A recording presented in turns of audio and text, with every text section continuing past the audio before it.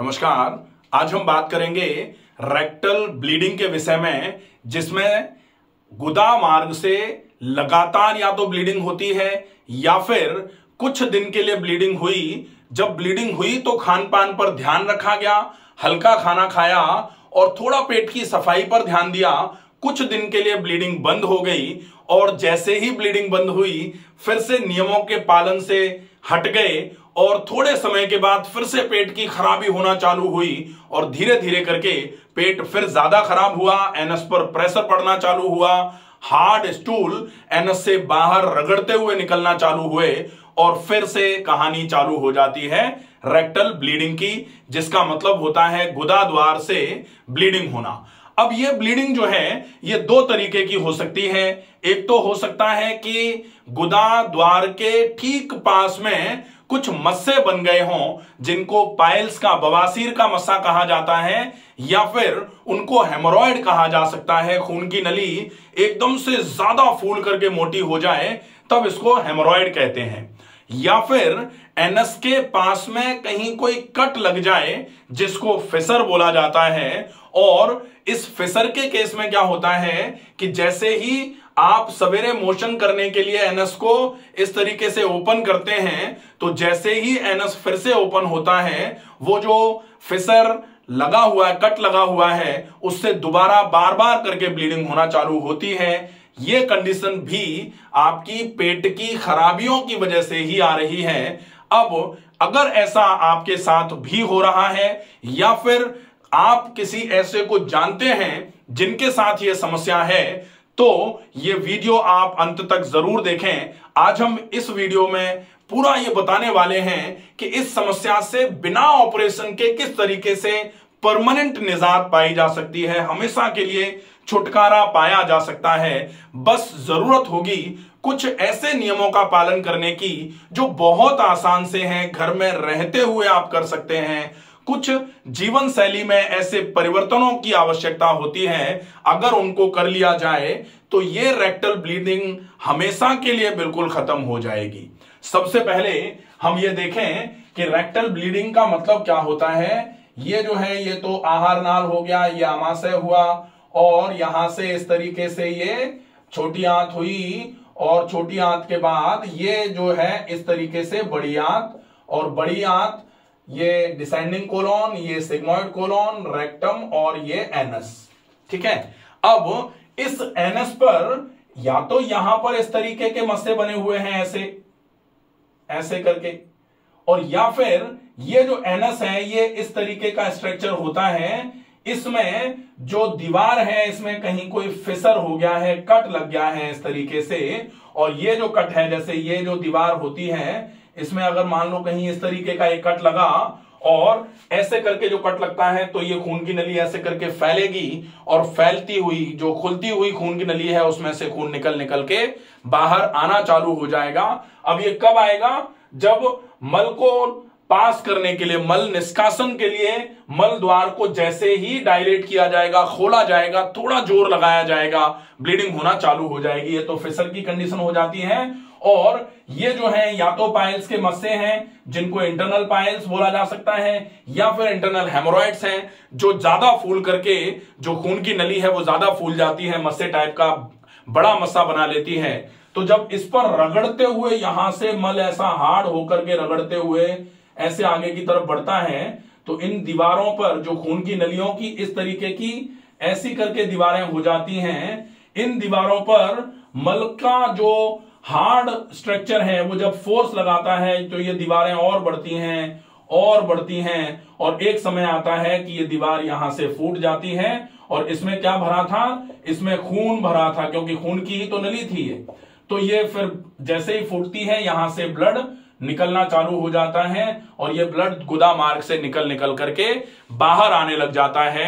ऐसी अवस्था में आप देखते हैं कि ब्लीडिंग तो हो रही है, लेकिन एक तो सिम्टम यही है कि ब्लीडिंग हो रही है, खून आना, खून बह रहा है या खून आ रहा है मल के साथ। एक तो ये हो गया कि मल के साथ आ रहा है, या फिर जैसे ही आप मोशन के लिए बैठ रहे हैं मल आ रहा है कि नहीं आ रहा है से लेना देना नहीं है, लेकिन ब्लीडिंग तो हो रही है। तो या तो मल के साथ आ रहा है या फिर मल आ ही नहीं रहा लेकिन खून आए जा रहा है।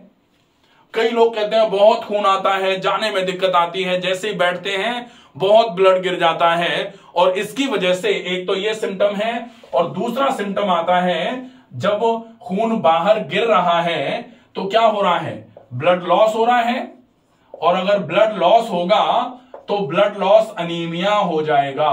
ब्लड लॉस अनीमिया मतलब रक्त की कमी।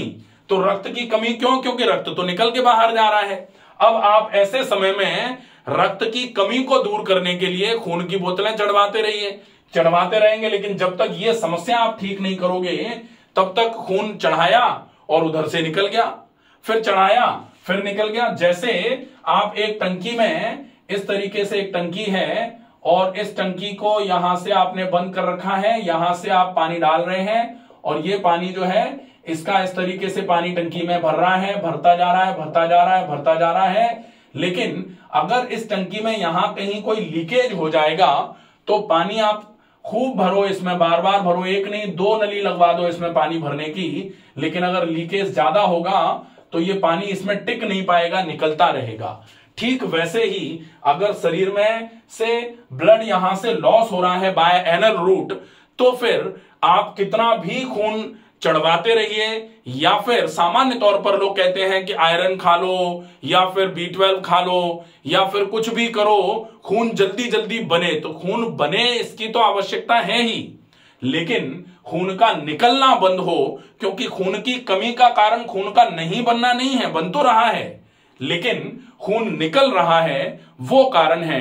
तो खून के निकलने को रोकना पड़ेगा, और निकलने को रोकने के लिए क्यों निकल रहा है उस कारण पर जाना पड़ेगा, और उस कारण पर अगर हम जाएंगे तो वो कारण होता है या तो बहुत कब्ज रह रही है, या फिर बहुत लंबे समय से अजीर्ण रही है, आंतों में मल सड़ता रहा है लंबे समय तक, जिसने आंतों में सूजन क्रिएट कर दी है, IBD में जिसमें अल्सरेटिव कोलाइटिस या क्रॉन्स हो जाता है उसमें भी ब्लीडिंग होती है, या फिर IBD तो नहीं है लेकिन पाइल्स हुआ है, हेमोरॉइड्स हुए हैं, या फिर फिसर हुआ है। इस कंडीशन में भी ये मान लीजिए कि ये भी आंतों की ही बीमारी है, आंतों का ही रोग है। आज ये हुआ है, अगर इसको ठीक नहीं किया गया तो ये फिर आपको IBD की तरफ धकेल देगा, जो एक इन्फ्लेमेटरी बावेल कंडीशन होती है जिसमें आपकी आंतों में इन्फ्लेमेटरी साइन आना चालू हो जाते हैं। फिर आपके इस समस्या के अलावा भी बहुत सारे सिम्टम्स आना चालू हो जाएंगे। तो आपको क्या करना पड़ेगा, इस कंडीशन को, ये जो कंडीशन पैदा हुई है इसको खत्म करना है। इसको खत्म करने के लिए क्या क्या करना पड़ेगा, आपको ज्यादा से ज्यादा ये ध्यान रखना है कि खाने में ऐसा खाना खाया जाए जो बहुत आसानी से पच जाता है, जल्दी से पचने वाला खाना खाएंगे। दूसरा, जल्दी पचने का खाना खाने के साथ साथ आपको यह ध्यान रखना पड़ेगा कि आप उसको पचाने के लिए थोड़ा व्यायाम और करें। व्यायाम में आप अनुलोम विलोम प्राणायाम, डीप ब्रीदिंग, ये प्राणायाम में कर सकते हैं। इसके पहले आप जोड़ों का व्यायाम कर सकते हैं, टहलना कर सकते हैं, या फिर yoga for constipation by doctor Ramakant Sharma, ये पूरा एक वीडियो अलग से है, आप देख सकते हैं उसको। उसमें जो भी आसन कराए गए हैं उन आसनों का अभ्यास करेंगे, बहुत अच्छा रहेगा। इसके साथ में आपको ध्यान रखना है कि ज्यादा मात्रा में पानी पिया जाए, हरी सब्जियों का उपयोग ज्यादा हो, सलाद का उपयोग ज्यादा हो, फलों का उपयोग ज्यादा हो, ताकि फाइबर्स अच्छी मात्रा में पहुंचे।